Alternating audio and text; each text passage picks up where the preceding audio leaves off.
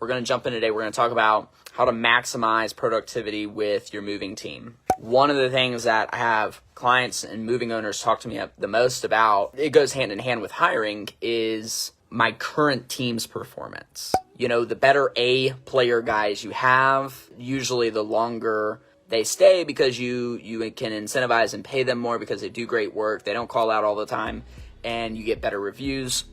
So because of the quality, you're able to maybe incentivize a little more and your retention's better. But there's usually that sticking area where you've got some really great guys and then, you know, the bottom of the totem pole kind of churns in and out. And then you've got a big group in the middle that sometimes they're really great, but then there's times when they're not great.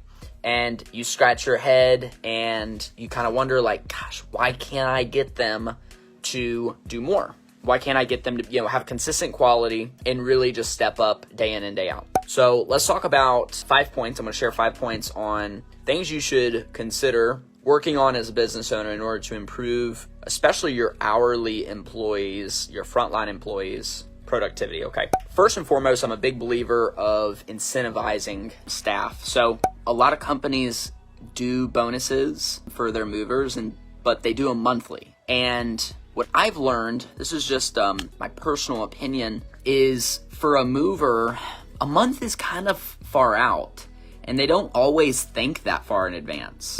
A lot of these guys think day to day and week to week. And so what I've learned in business is sometimes you need to meet people where they're at. What that might look like is you need to possibly put together a system that has daily and weekly incentives. And what I would do is I would build this around competition. And you want to breed healthy competition. So daily and weekly incentive competition. And that could look like a lot of different things.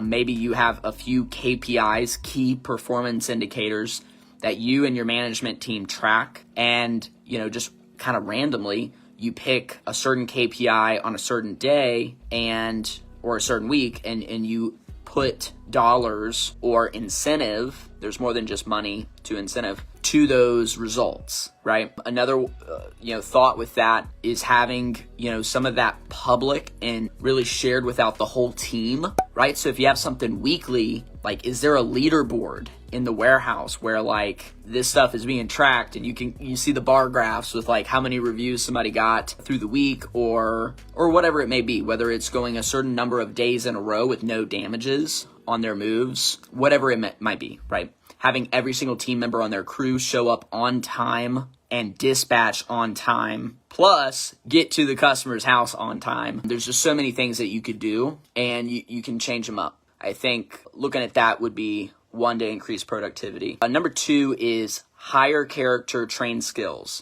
Generally, why most companies struggle with low drive and low productive employees is because they're constantly trying to get people that already have the skills, and they're not hiring based on attitude, character, and culture. And so you may need to analyze that part of your business. You might need to look inwards and say, okay, does our hiring process really bolster character? Does it really emphasize character? Because if the character is right in your organization, then generally you'll see productivity move in a good way as well. So look at that. Hire on character and then train skills, right? Number 3 is start with why. There's a great book called Start With Why. It's kind of where I get the little term there. It's by Simon Sinek. Great book. I'm not going to talk all about that, but go read it and you'll understand more of why this is point 3. Explain to people why this is important. Start there and then go through the what, the how, the when, the where. But if you put why last, or if you neglect it and really don't talk about it much, people just constantly feel like they're being told something to do. And it also doesn't paint the picture.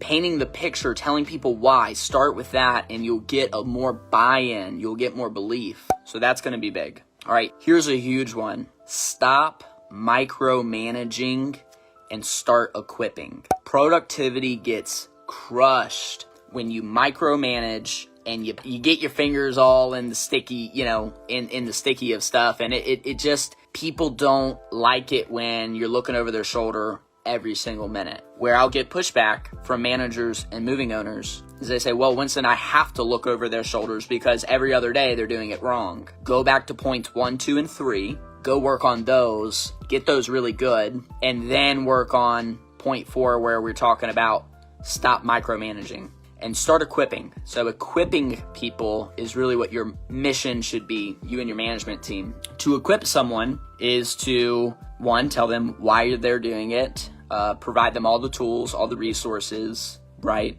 Put them in the right job position. That's part of your job, right, as a leader, is the current individual in the right role. If you have a person in the wrong role, then they may never actually catch on, but in a different role, they may thrive. So work on some of those aspects, right? Work on pulling back some of the micromanaging, pulling back, looking over their shoulder, pulling back, second guessing whether your team is good enough or not, and having confidence in believing in them. And that equips them, right? The confidence part. All right, number 5, last point, number 5 is cast the vision constantly. The most important word there is constantly. Business owners, a lot of times, go on kind of roller coaster with vision.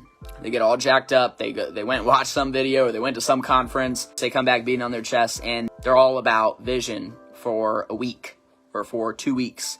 But then 2 months later, it's really not being talked about. And so you have to cast vision with your staff constantly. You should have reminders set for these little moments, these conversations. Be transparent. Share about where the business is and where it's going and what you have in store for everyone, right? If you withhold that information and you don't really share, then people are in the dark, and you just will find that folks aren't willing to go above and beyond for something that there's not transparency being given to them. So cast the vision constantly, okay? Those are 5 points that should help with your moving team productivity. Try working on one at a time. You know, if you just watch this and you're like, oh my gosh, I need to work on all 5 of these, sure, maybe you do, but trying to work on all 5 at once is probably going to be really hard. So start with 1. Maybe over the busy season, you work on 1 each month and just have a process. And I think that if you begin to chip away and really pay attention, you'll find that you get more engagement, you get more productivity